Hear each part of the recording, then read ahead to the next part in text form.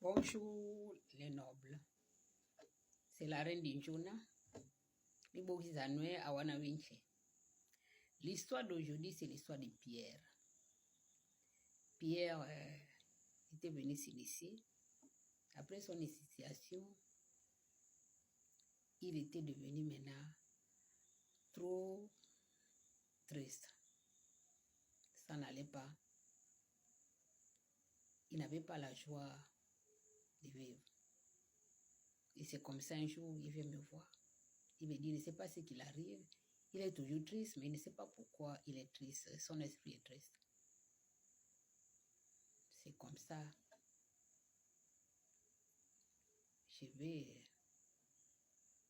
faire appel à son ange gardien pour qu'il me raconte pourquoi il est triste. Parce qu'il vient de se faire initier, il ne devait pas être triste puisqu'il est maintenant en harmonie avec son ange gardien.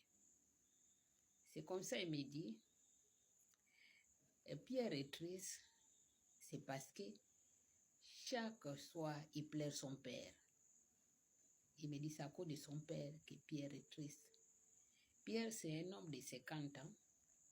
Il est marié, il travaille, il a une situation. Donc, il ne souffre pas. Donc, c'est comme ça, il me dit, dis à Pierre de ne pas pleurer. Pourquoi il pleure? Il a eu un père qui lui a reconnu, qui lui a gardé, et ce père-là est parti.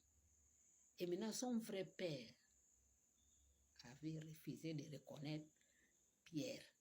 Et Pierre, dans le quartier où il vit avec son vrai père. Il le voit tout le temps. Donc, ça lui fait mal. Le fait qu'il voit son père, son vrai père, qu'il ne lui a pas reconnu, et que c'est une autre personne qui lui a donné un nom, il est triste. Donc, ça lui fait mal. Donc, chaque soir, il pleurait pour ça.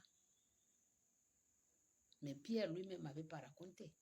C'est son ange gardien maintenant qui me raconte, parce que quand il est venu, qu'il ne se sentait pas bien, il a voulu que je communique avec Pierre pour lui expliquer la situation. C'est comme ça que je vais dire, Pierre, pourquoi tu es triste pour cette histoire de ton père? Tu as eu ton père qui t'a reconnu, il est parti, il n'est plus là. Tu étais bien. Maintenant, tu travailles, tu as une situation, tu ne souffres pas. Pourquoi le père qui ne t'a pas reconnu, ça te fait mal? Pourquoi? À ton âge. Il me dit, c'est comme ça. Parce que Pierre et son vrai père et sa mère, ils étaient de même ethnie. Et l'autre qu'il a reconnu, c'était une autre ethnie. Donc le fait qu'il porte le nom de famille, d'une autre famille, ça lui rend triste. Et qu'il voit tout le temps son père. Il sait que c'est son père et le père refuse de lui reconnaître, ça lui fait mal. Donc j'étais obligé de conseiller Pierre, laisse ton père. Tu es déjà adulte, tu travailles, laisse. Tu as eu un père, laisse celui-là. On ne force pas l'amour. Sois heureux maintenant. Ne sois plus dans la tristesse à cause de ces pères-là. On ne force pas l'amour. Et c'est comme ça, ça va lui soulager. Il va maintenant reprendre le goût de vivre. Il faut savoir que je vais m'adresser aux parents qui abandonnent les enfants.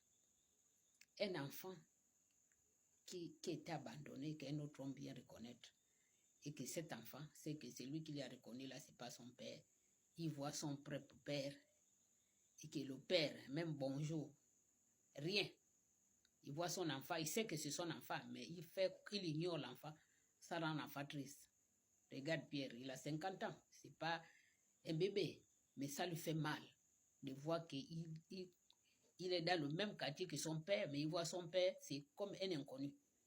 Et ce n'est pas bon, parce que c'est ton sang.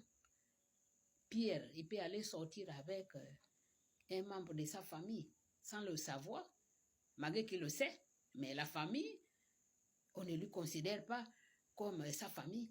Donc, vous, les parents qui abandonnez vos enfants là, essayez de résoudre vos problèmes. Parce que c'est un blocage même chez vous.